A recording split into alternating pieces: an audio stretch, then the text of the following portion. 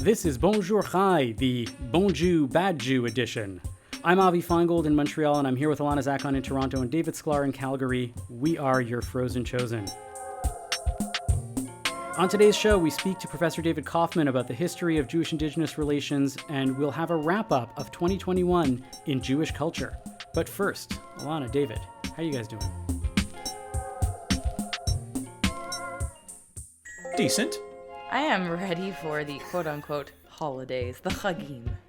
The Chagim of the masses. What do you guys do on Christmas Eve? This year I'm giving into all stereotypes, and as I like to call it, on Erev Christmas, I think I'm going to be doing like a Chinese movie thing. Well, really not. When is Christmas Eve this year? Is it Friday or Saturday? Never mind. Friday I'm going night. to be doing Shabbat dinner. Friday night. But on Saturday night, not on the day itself, after Shabbat ends, I'm going to be gathering with some friends. We're going to get some kosher Chinese food and watch a film.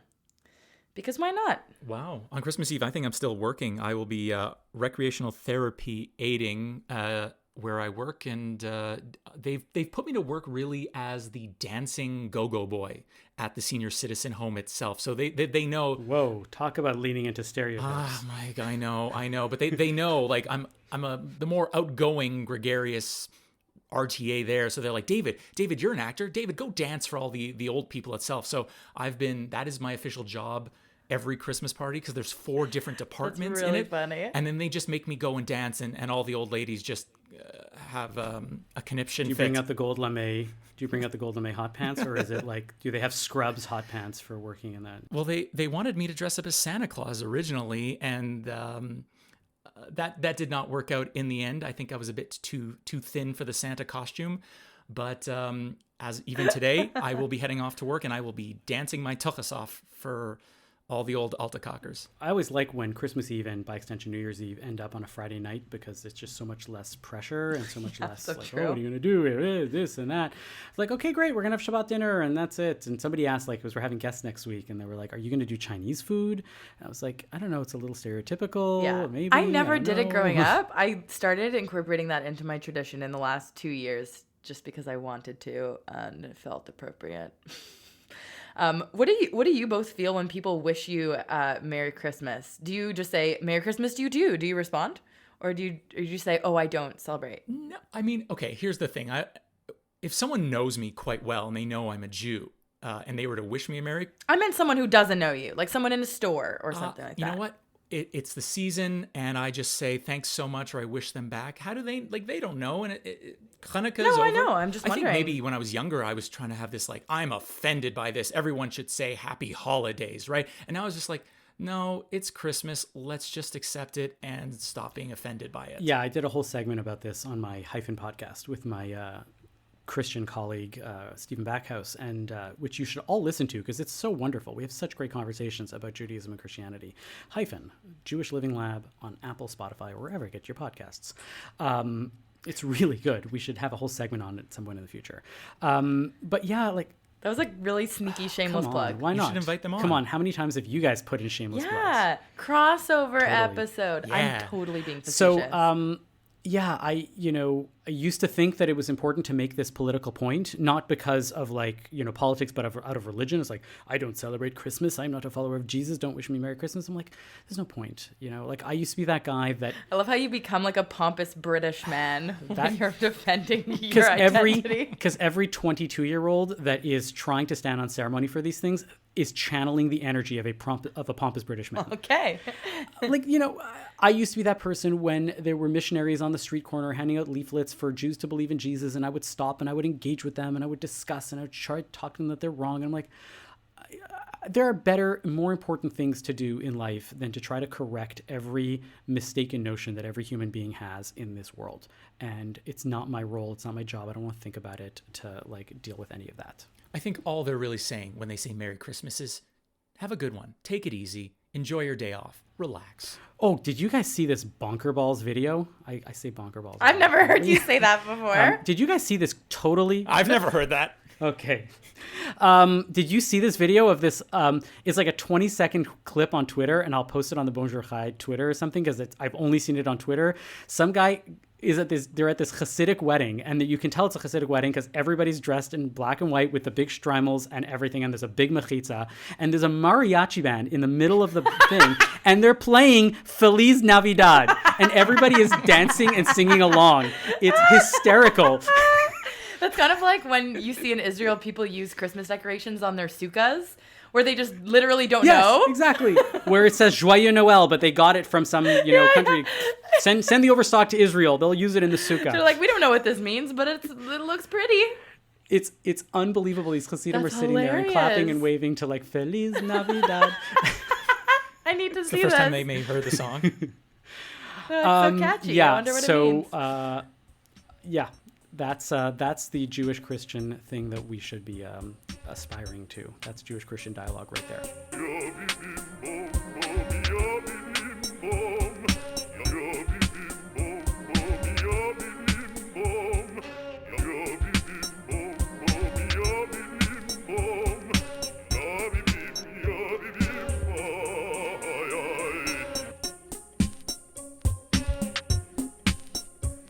When journalist Michael Toledano was arrested and released recently as a result of his work documenting the struggle over land rights in BC, it got us wondering about the history and relationship between Jews and Indigenous peoples on this land. We reached out to David Koffman to help us understand these issues. Professor Koffman is the J. Richard Schiff Chair for the Study of Canadian Jewry at York University, the author of The Jews Indian, Colonialism, Pluralism, and Belonging in America, and the editor of No Better Home, Jews, Canada, and the Sense of Belonging. David, welcome to Bonjour Chai. Great to be here. David, can we start with an overview of the history of Jewish-Indigenous relationships in the New World, right? I imagine it must have started not that much shortly after the Harts arrived in New France. So there is, there's a long history. It turns out that the history between encounters between Jews and Indigenous people, pretty much goes back to the origins of not just soon after these initial fur traders arrived in New France, but before. It was, of course, what brought them there in the first place. So I try to kind of periodize the long history into some broad themes. There's the sort of business and settlement history, which is a story that begins in the late 18th century in New France, but also is the same kind of story that's around the Great Lakes region in Upper Canada, and the similar kind of story that happens when Jews begin to settle on the West Coast in the 1850s, 60s, right around the time of the gold rush, although it's fur that brings Jews to the West and to the St. Lawrence East as well. So, the very beginning and the very reason that there are Jews on this continent in a permanent settlement is because of the fur trade and its connection to what historians call the Atlantic triangular trade route, which moves fur and other valuable goods from the New World to Europe, which then moves in the triangular fashion down to Africa, bringing slaves back to the New World. And we have this sort of triangular network of movement of goods and bodies. And the Jews are a part of this Atlantic world and soon Pacific world. And the indigenous encounter, the colonial engagement, is really a very important part of it. So that's the very start. Well, I imagine that there wasn't, once you have that beginning, is it a continuous long history, or does it break down at some point? And then where do we stand today ultimately is really where I'm much more curious about. So, well, it's a slapdash kind of history. There's a bit here and a bit there. But I think if we look, then we'll find there are lots and lots of moments throughout pretty much every period of Canadian history. So we have the settling of Jews in the prairies, which is made possible by the dispossession of Indigenous people through violence, through epidemiological warfare, and through treaty making in order to make the prairies agriculturally productive. And the federal government is interested in bringing Jews and lots of other European minorities to the prairies to kind of make Canada possible to link this West Coast and the East Coast. And the displacement is really a fundamental part of the reason that Jews are there in the prairies, which is that's a late 19th century, early 20th century moment. But there are touchdown moments. The fur trade continues well into the 20th century. All the kind of clothiers and people that are involved in the fur trade in the north of Canada have Indigenous relations of all sorts, and this continues even as the industry is industrialized. But there are lots of other kinds of encounters as well, including ones that I'd say begin even before Jews arrive here, because there's the long-standing idea that Indians are descendants from the lost tribes of Israel, and all the kind of imaginations about the New World are kind of strangely wrapped up. They Judaize the Indians, as it were. So there's a kind of Jewish Indian story even before the New World is settled, and many of the things that the colonial powers, the French, the Spanish, the English, and the Dutch think about Indians, they've learned in part from their effort to manage Jewish difference in Europe, because Jews are the only real other in Europe, the biggest other anyway. So they're taking some of what they learn and think about Jews and applying them to Indians. So there's even a kind of prehistory of Jewish life in North America that's that touches on Indigenous history. And I'm curious, what are some of the first relationships with either the Jewish community or with Jews themselves and the Indigenous populations of Canada? Well, the early ones are trade relationships. We don't know much about them. The historical record is pretty scant, and no one's done really hardcore research on this. But they're probably pretty amicable. I mean, we know that there are respectable relations that have to happen. We know that Jews, at least in Ontario, when they're working, what would be Ontario, Jews that are kind of working against the Hudson's Bay Company's monopoly on the fur trade. There are Jews and other traders, Arabic traders, who are kind of undermining the Hudson's Bay Company's monopoly by extending better credit to their Indigenous, business relations. There's some sex involved. There are, children that are born, including some marriages and some, not marriages, just children that are born from sexual unions between Jewish male traders and Indigenous women. So there's all kinds of stuff there's language learning going on. So there's all sorts of exchange that happened throughout the 19th and even early 20th century. And as I say, we don't know all that much about it yet, unfortunately. But I would say it's somewhat marginal to the big story of what Jews are doing, immigrant Jews are doing in cities. But it's still a real part of it. And this sort of back and forth between the hinterlands and the city is also part of the early, Jewish Canadian experience. Right. So just so that I understand, how much friction, you're saying that it was amicable, but the early part of your historical overview made it sound like we were almost contributing to colonialism. So as Jews, how do we reconcile that as immigrants and refugees, the colonialism within our country, but then also are we the bad guys? Are we contributing to that cause in your view? Yeah, so it's a great question, and it's pretty difficult for historians to do good guys, bad guys. But what I'd say is basically we're both. I mean, if you look with like a wide angle lens, then you see that the encounter between newcomers, be them, business people, some of them are rapacious, some of them have good relationships, but over time, this is an extraction economy. This is a business that works for the most part because it takes resources away from the continent and sends all the wealth either to cities or back to Europe. And Jews are playing a part in this, even though they may be not nefarious actors.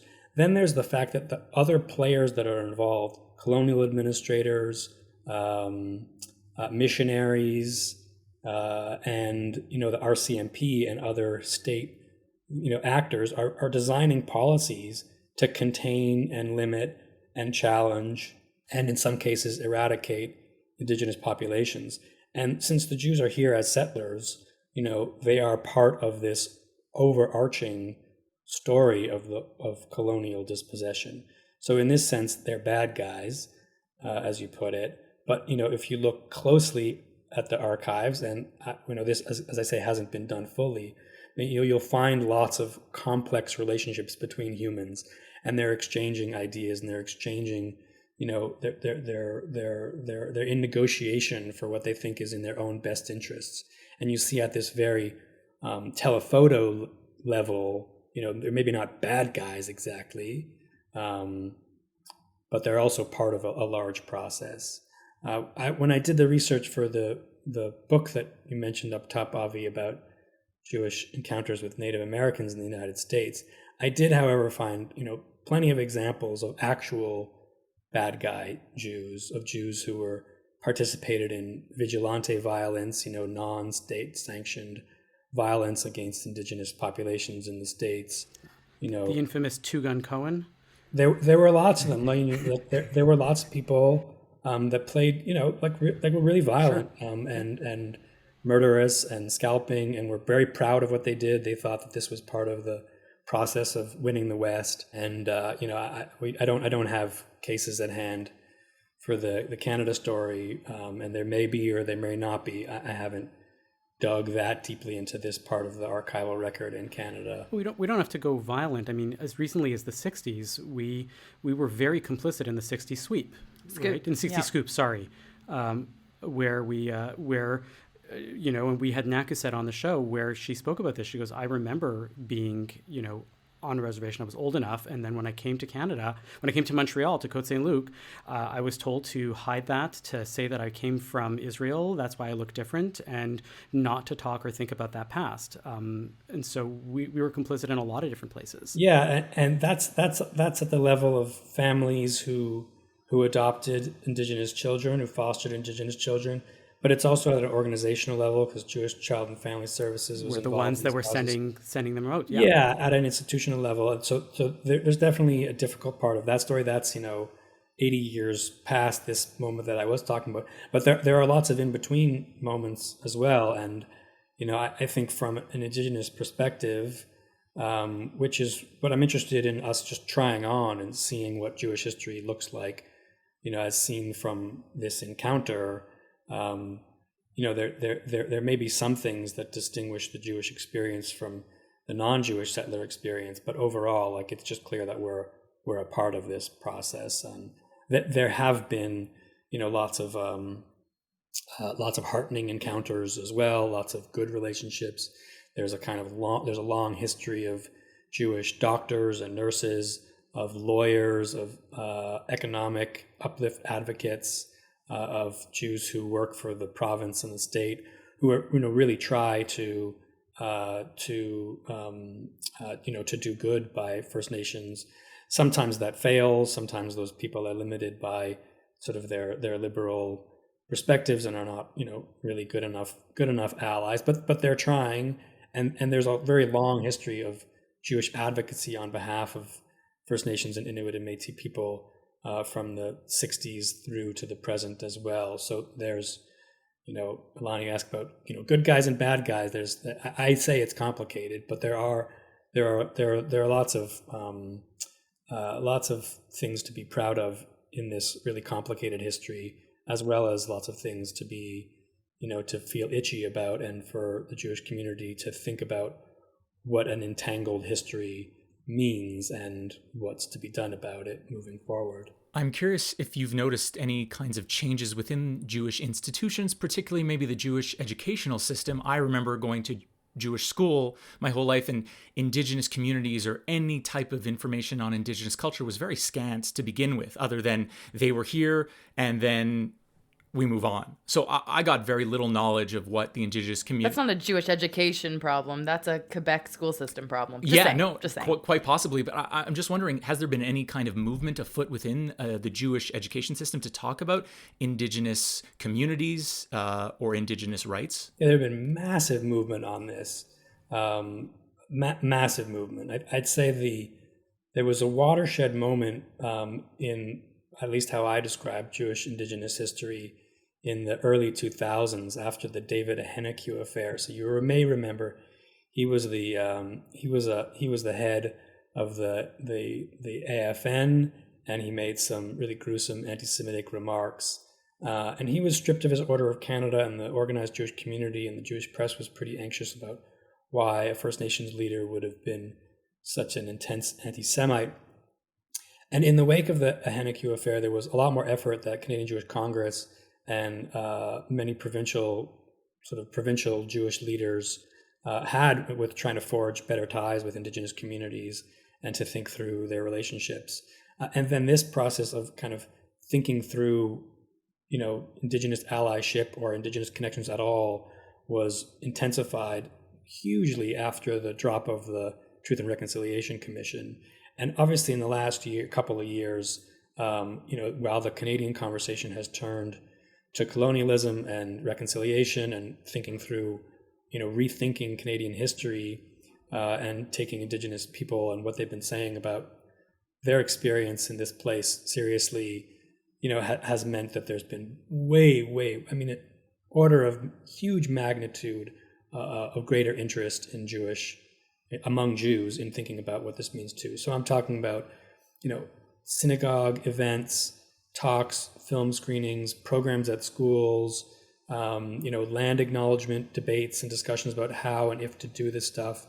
I think many of the day schools, I'm not sure if all of them, but many of the Jewish day schools, have integrated or are beginning to integrate much better Indigenous history curriculum, as are the public school systems, all across the country. So this is a very, very lively discussion, and to the point that we're doing a podcast on it now. This would have been unimaginable 5 years ago. So yes, there's an incredible amount of change in this period that we're in of, let's call it, of Indigenous Jewish history is really quite rich and quite fascinating. One of the things that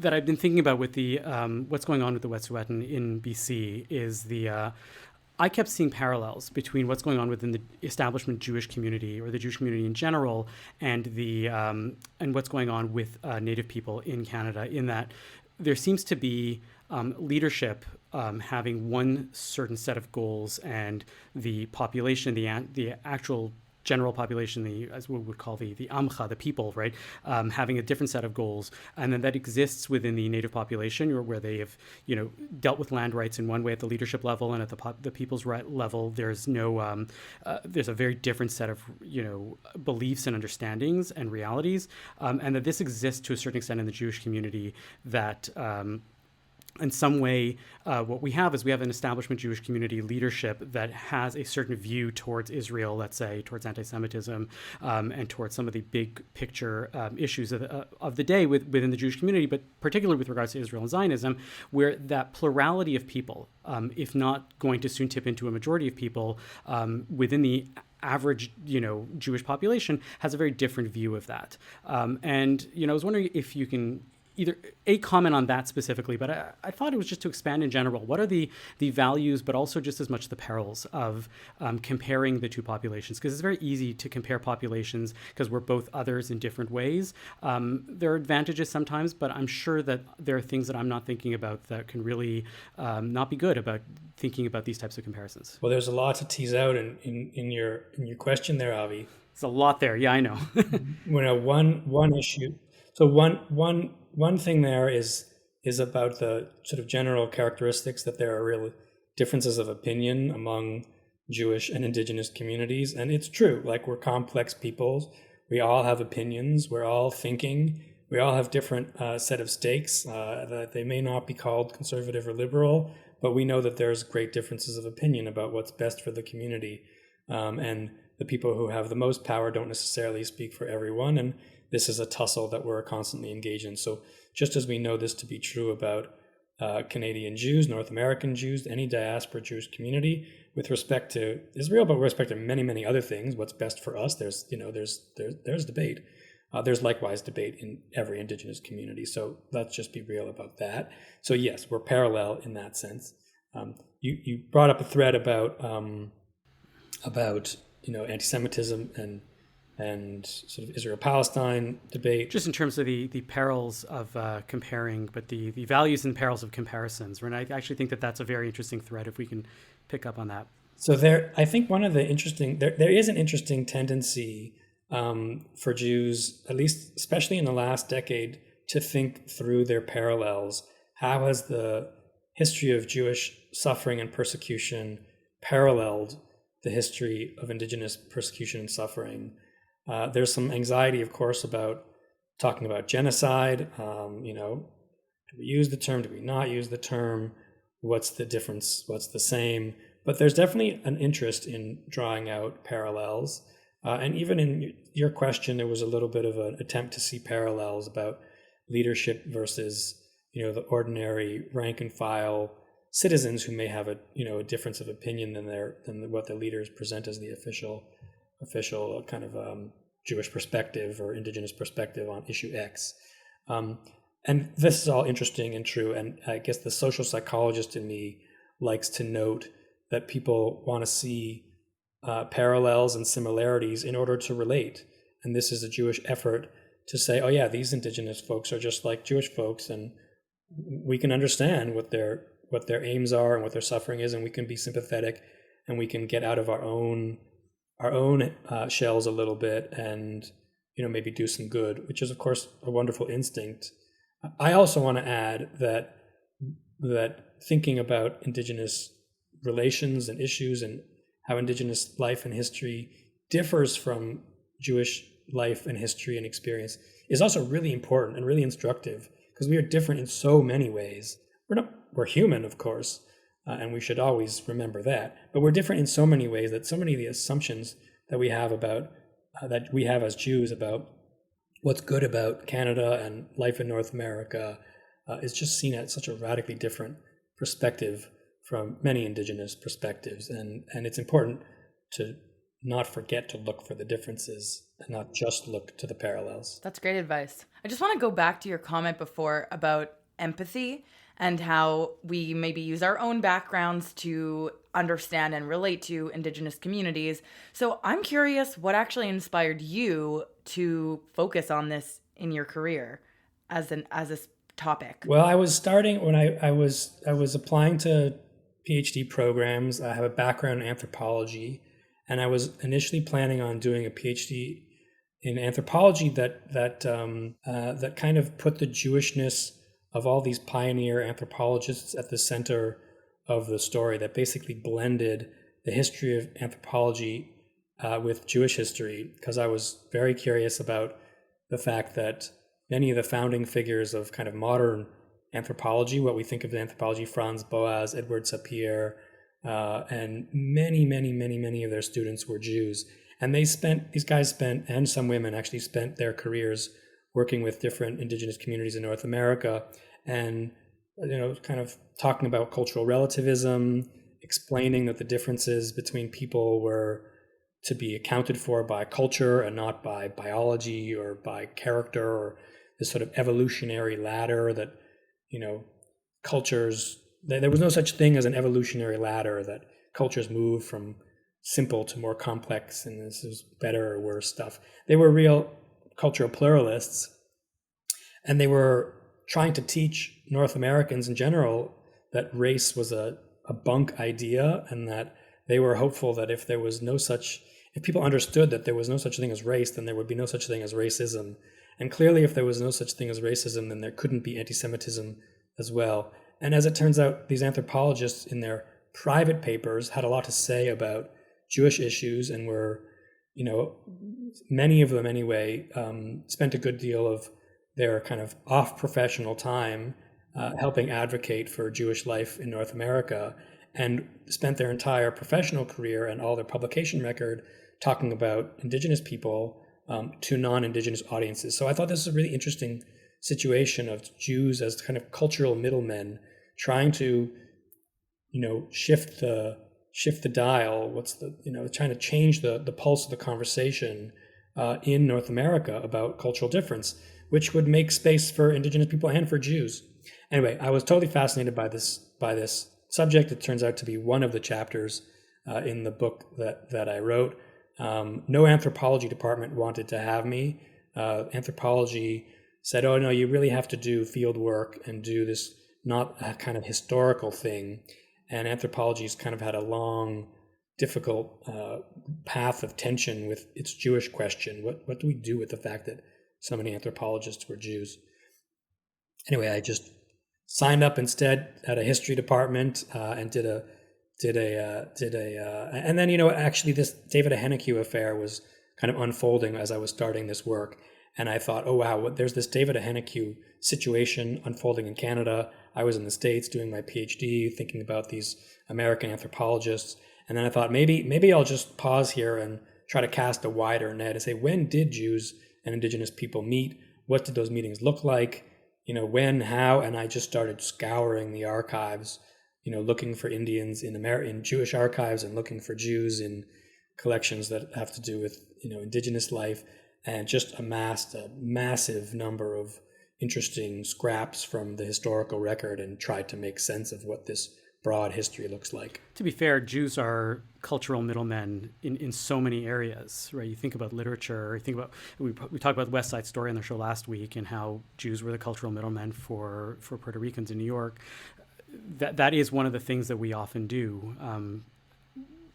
As academics, as scholars, is we're always looking towards others, and we end up bringing those to the population. For better or for worse. Yeah, we know a lot about the story. Historians have long been interested in the relationship between blacks and Jews, and there's a really robust, interesting bookshelf, full of debate about how this history works, what it means, what we should be thinking about it. And of course, this has changed a lot. Since Black Lives Matter, this debate has really renewed itself in a super fascinating way. But when I started this work, over 10 years ago now, there was just absolutely nothing on Jews and others. And I thought, I'm really interested in this particular encounter and what we learn about Jews and Jewish history from it, since I come at it as a historian of the Jews. There will hopefully be Indigenous scholars of indigeneity who are also interested in what it means when from the other side of the dialogue. But there was very little, and still is quite little, scholarship on Jews and Indigenous interactions. That's changed. There's a little bit more now, and there's certainly more community interest. So I'm in Montreal, Alana's in Toronto, spent time in Vancouver, David's in Calgary. I feel like there's probably a lot of stuff happening, in terms of boots on the ground, these types of activities going on in terms of Jewish-Indigenous relations and, rapprochement and dialogue. Where can one find any of this information? Is this stuff happening? How is this happening, like in terms of actual day-to-day in Canada right now, and where should one look for it? Well, as far as I know, there's no effort to aggregate all of these things. There's no master list or calendar of events, although it's a pretty neat idea. What there is programming happening coast to coast to coast. Some more in some places and less in other places. I think you probably find the most happening in BC. Winnipeg is probably a place where Winnipeg's a place where the Indigenous and Jewish history is rich and long and pretty intense. But there are really so many things. So I suppose I would say, go to your favorite Jewish organizations' websites, look at their past events, look at their future events, and you will probably find something that's happened recently or is planning, is in the works. I wrote an article a couple of years back called "Suffering and Sovereignty: Recent Canadian Jewish interest in Indigenous people and issues." And in the essay, I tried to pull together things that were happening and give a bit of historical perspective and an analytic lens on why it was happening now and how it's meaningful. So that has the footnotes for that article have a pretty decent panoply of different sorts of activities, but that's grown exponentially even in the past few years since I originally wrote that. So I would say go poke around. There are all kinds of organizational efforts on behalf, like from kind of small level humanitarian Jewish organizations that have turned their attention to helping out Indigenous communities. There are the kind of high level Federation and CIJA level conversations with Indigenous leaders in the kind of lobbying sphere. There are business opportunities.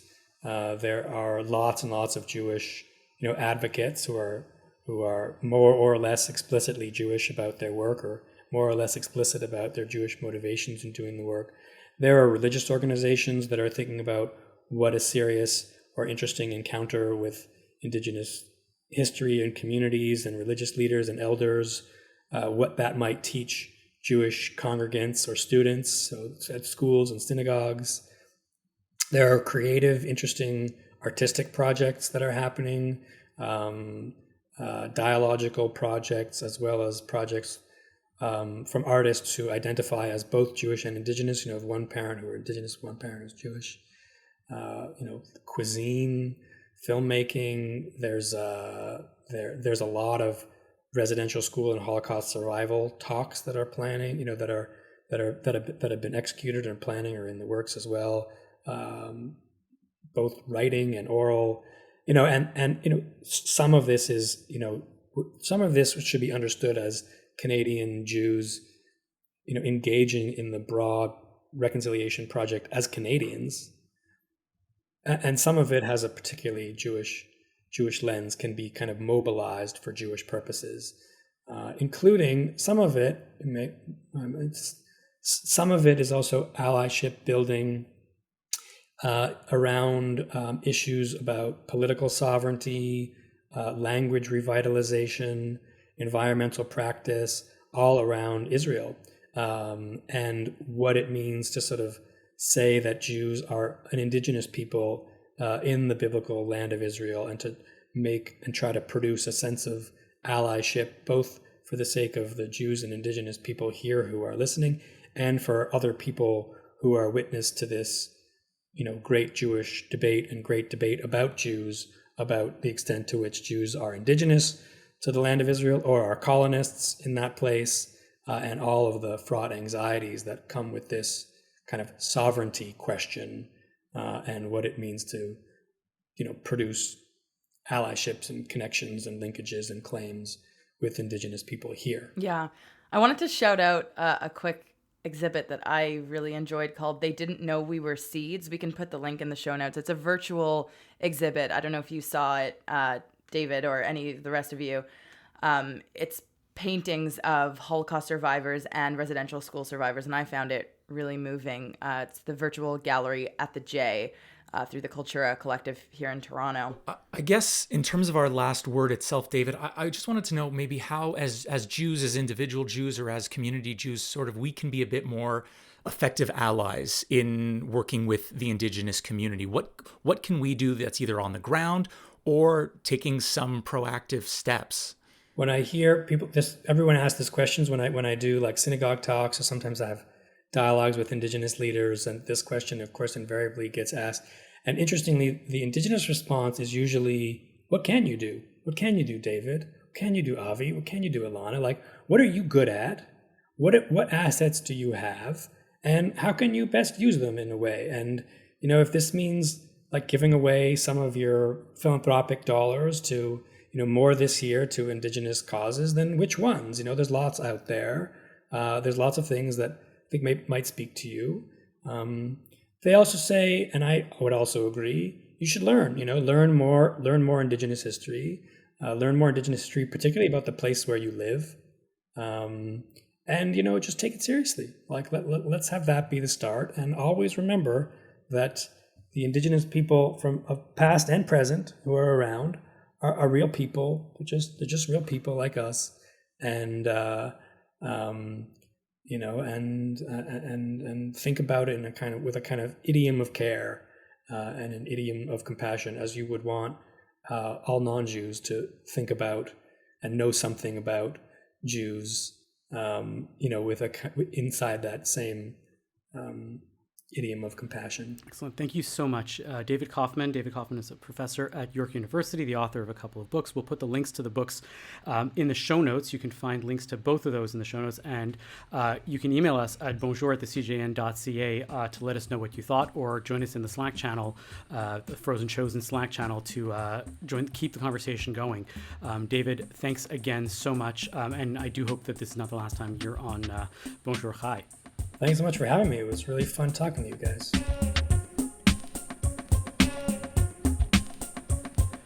So we're coming to the end of our Watch Academy, David. Did I graduate? I don't know. You're going to have to answer a quiz in the next ad for Atelier Lou. one of the best brands that I find that Atelier Lou has, for me, it's one of the top. It's a new brand in terms of watchmaking, and it's coming from a place where you don't necessarily think about ultra-fine watchmaking, although they have a long tradition of fine craftsmanship. And that's England, and the watch company is called Bremont. Bremont has these amazing watches that have great collaborations both with car makers and airplanes, but they just have this beautiful story about how they just decided to create great watches in a place where great watches weren't necessarily created before. And each watch, I find, has so much backstory to it, so much history that is already built in. And I just want to tell you like one of these stories, right? And this is like clearly if your fiance or your family is deciding to say, you know what, David deserves, really something great. A Bremont watch is something at that level where you can, really treat somebody special to something special. One of the collaborations they have is this Martin Baker. It's the MB1, the MB2, and the MB3. Now, there is no difference between the MB1 and the MB2. The MB1 is a watch that you cannot buy. And I'll tell you why in a second. Martin Baker is a company that actually makes 70% of the world's ejection seats for fighter planes. And when they collaborated with this company, they decided that, hey, if we're going to make a watch with a company that makes ejection seats, our watch should be able to withstand being ejected from a fighter plane and still function. So they engineered this watch to be shock resistant, to be, really totally sturdy, really shatter resistant or whatever. It's a little thicker, it's a little bigger, it's a little chunkier, but it has that ability. It can actually withstand major shock. And the MB2 and the MB3 can actually, go up and come down with multiple G's of force and survive. And that actually is baked into the watch itself. Now, you can only buy an MB1, which is, again, like I said, identical to the MB2. And why can't you buy the MB1, David? Why can't I? Because you haven't been ejected from a seat. You don't know that. You do not know what my life was like pre-Bonjour Hi. Well, have you? Not in this life. Okay, well then you can't buy one because that one is exclusively for people who have been ejected. And it turns out there's actually a club. There's like this global club, and you get a number after you've been ejected from a fighter plane, and you become part of the group that has done this and lived, and you get a number. And when you do this, you're eligible to buy an MB1 watch from Bremont, and they engrave your number on it, and it becomes your watch, and that's it. So I think it's a fascinating, and so many other Martin Baker watches have these kinds of stories built into them, and I really think that they're remarkable things. Can we get one of these people on the podcast who have been ejected from one of these planes? So the interesting thing is that there's a Jewish connection to this. Is that one of the most recent ones that I heard about was a few years ago. There was a Jewish pilot that actually ejected from the Israeli Air Force. They were in some maneuvers with some battle over Lebanon, and they ejected. And I went to Eric, and I was like, "Hey, we got to get this guy a watch." I think that they don't release names of active, quality test pilot or pilots in general because these people are active. Maybe this guy's not active anymore. We can ask him about what it was like to be ejected. It would be a great interview. We should ask. Do you think they get together for cocktail parties once a year around the world in different cities and locations and be like, where were you ejected? I was ejected over the sands and the deserts here. I was, over the Alps there. Maybe. I don't know. We should ask. If I wanted to get an MB2 though, Alana, where would I get it?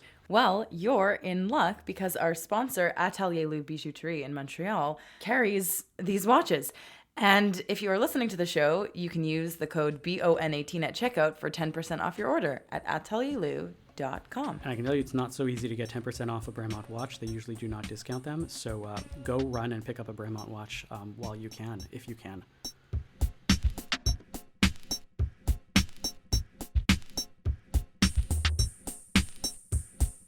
Let's move on to a bit of a wrap up here. We're coming towards the end of the year, and I know that you guys are both culture vultures. Are you? I think so. By product of being in the culture world? By being professional culture providers and by extension consumers.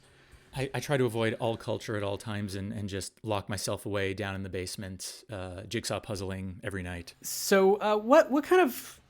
I wanted to sort of take a step back and reflect on the year in Jewish culture. And I was wondering what you guys came across your radar this year. What, if you had to wrap up what Jewish culture meant for you in 2021, what do we take from that? Look, I think it was a hard year, especially, year 2 of the COVID pandemic, where, I think this was supposed to be the best summer ever, according to Jason Kenney here in Calgary. They even sold hats and shirts saying best summer ever, and it turned into the winter of our discontent. I think there's just a lot of back and forth where we're open, full access, everyone can do anything at all times. We're the most free province in the entire country to shut it all down. We've spiked our cases. Who knows why? When you just say go about doing your thing every which way without masks, yeah, you're going to have a spike in cases. So that was obviously the culture of what was going on for me. Are we open? Are we not open? Are we fully free? Are we not? That's what was generally going on in my Alberta, Calgary life, I would say. Alana, what were you up to over the past little 12 months that felt like 24 years? Oh, I got into some older Jewish shows that I hadn't yet. Like, I finally got into Broad City. Seinfeld? I mean, that's more recent than I went. I've been rewatching Seinfeld the entire time too. Right, now that it's back on Netflix. But yeah, Broad City had been a show on my radar for a long time that I hadn't seen. I also, if you know the comedian Rachel Bloom, Crazy Ex-Girlfriend, she released a book this year, which I got from the library and quite enjoyed. But I feel like there wasn't so many films or shows that really stood out to me. Like, I saw Shiva Baby, which was like an hour of anxiety. It really was. It was so anxious. It was so. I only saw the short. Is it an excerpt or something? That the moment of the Shiva itself, and then the reveal when she meets her client. Like the trailer. Was it a trailer? It's like a 10-minute bit. Oh no, there's like a 2-minute. It was released, I think, as a short film. But then there was... Well, I know she did it for her thesis at NYU. Maybe that was the original version. It's not all 20 minutes. It's like a full hour, no? It's a feature. The movie? Okay, yeah. So you didn't see the whole thing? I did not see the feature. You did see an should excerpt. definitely check it out. And then I think it was the most Jewish experience of 2021 was Shiva Baby. Honestly, it might have been. And then the two others that stand out to me, that one of them we covered on the show is Loon. That we had Aviva Armour Ostroff on the show in May, and it was her feature film that I thought was really beautiful. And then also the film Charlotte at TIFF, which I wrote an article about, was one of the most stunning animated films around the Holocaust that I've probably ever seen. It made me cry a lot. Have you heard of The Shrink Next Door at all by any chance? No, what's that?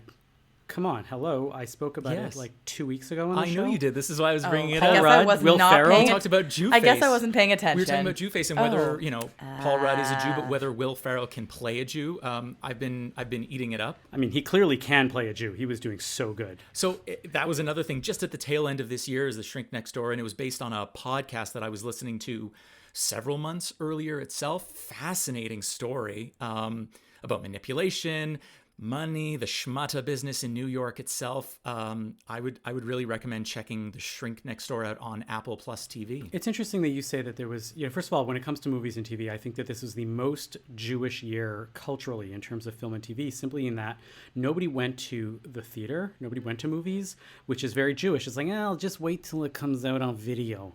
Right. And like, that's what we're doing. We're not going to the theater unless even I went Dune, to see Dune in theaters the other day. Exactly. I'm saying, except for that, there's a lot of people that are like, I don't want to see it in a theater yet. I'm going to wait. But like for the majority of the year, it was like, I know the theaters are open, but I'm going to wait unless there's something real important reason. And yeah, West Side Story's only in the theaters. But yeah, so that felt very Jewish in that, we didn't need to have this like moment. Right.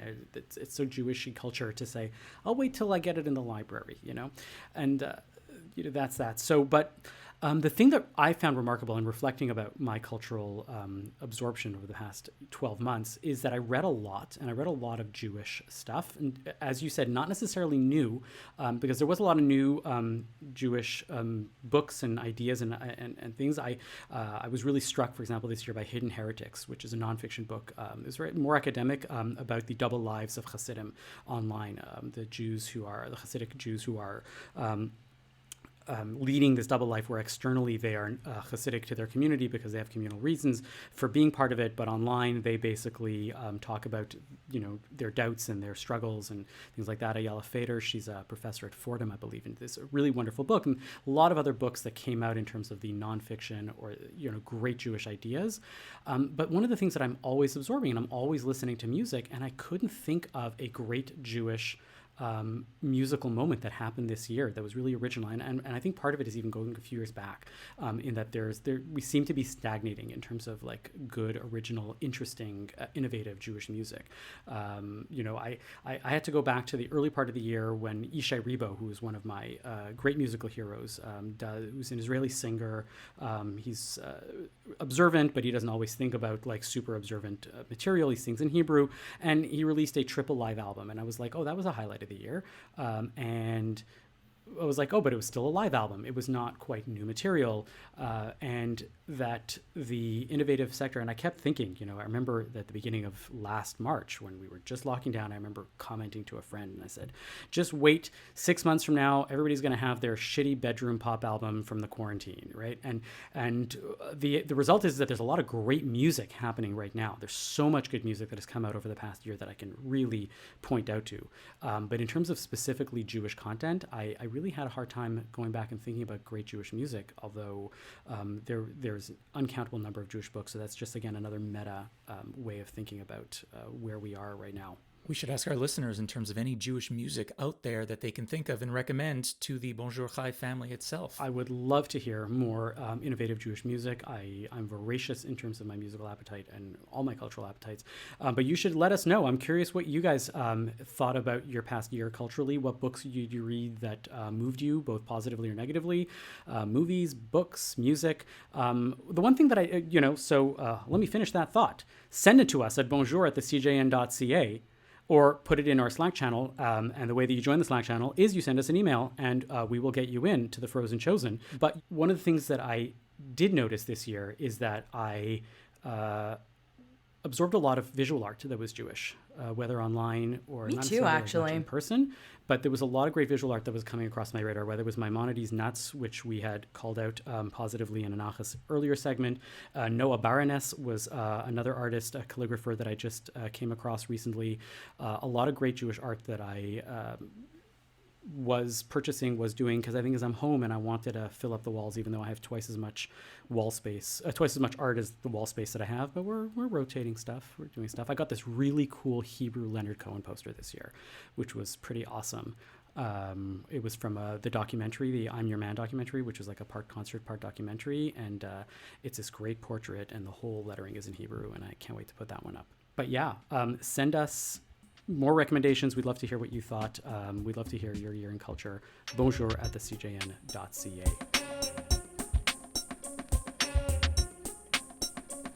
Our word of wisdom this week comes from Zachary Borden, 11th grade student at the King David High School in Vancouver, BC. This week we read Parsha Vayechi, where we read about Jacob's final days in Egypt, along with Joseph. Near his death, Jacob does something very interesting. As he is giving blessings to his grandchildren, he gives Ephraim his blessing, even though he was younger than his brother Manasseh. Throughout the book of Genesis, there are many points of tension when it comes to the firstborn blessing. The tension always stems when the younger brother keeps getting the blessing over the older brother. We see this with Isaac and Ishmael, Jacob and Esau, and Joseph and his older brothers. All of this tension leads to problems which create damage within the family. Knowing this, when Jacob is giving blessings to his grandchildren, he purposely gives the younger one, Ephraim, the blessing. This time, the blessing does not create tension, and the brothers are okay with it. Ephraim was more fitting than Manasseh to get the blessing, and they knew this. Ephraim was more fitting than Manasseh to get the blessing, and they knew this. Every Friday night, we bless our children like Ephraim and Manasseh. So tonight, as you bless your children, it is really a blessing for peace in our families and in our homes. Shabbat Shalom. And now it's time for our Nachas of the Week, where we talk about the things that made us feel good, feel Jewish over the past week. Alana, what's your Nachas? My Nachas goes out to Montreal MP from the Liberal Party, Anthony Housefather, who this week on Matt Galloway's show on CBC, The Current, talks about Bill 21 and how it infringes upon fundamental rights and why we need a national debate to the notwithstanding clause. That is a quote from Anthony Housefather's Facebook page. What it says on CBC is, in Quebec, some people say more has to be done to push back against the province's Bill 21. Parents Kirsten Taylor Bosman and Paul McInnes each had to tell their children why their grade 3 teacher was removed for wearing a hijab in a classroom. Both parents feel the teacher was taken out of the classroom unfairly.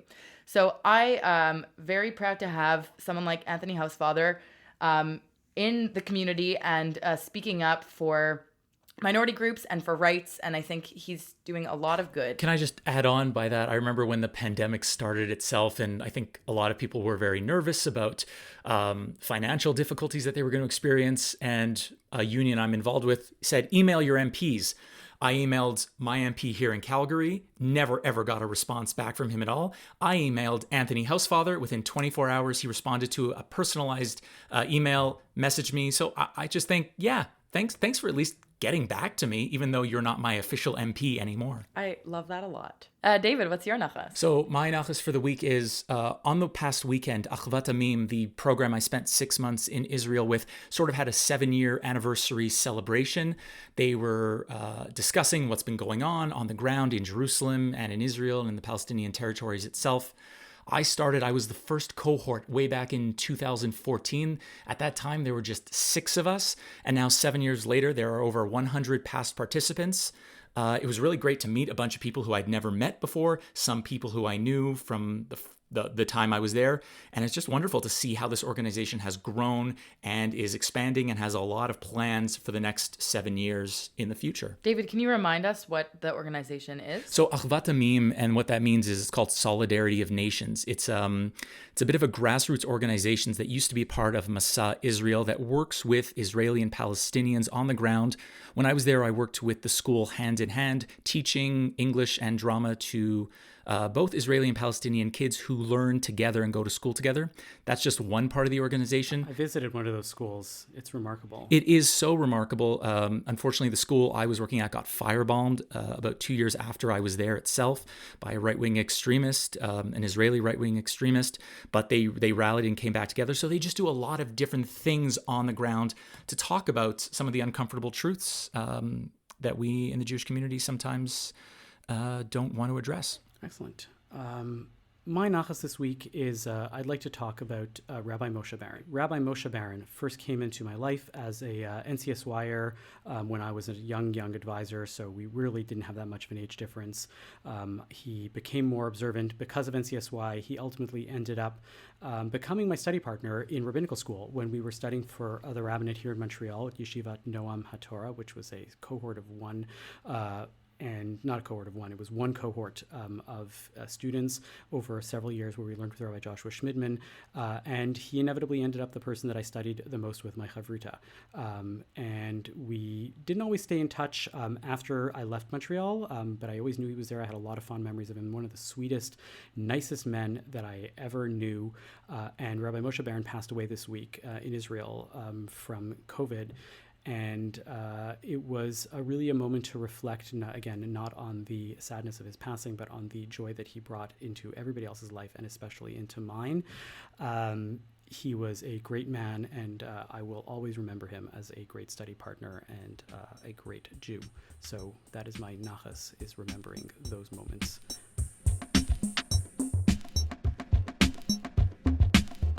Thank you for listening to Bonjour Chai for the week of Friday, December 17th, Shabbat Vayechi. Our producer is Michael Freeman, technical production is by Andre Goulet, and our music is by So Called.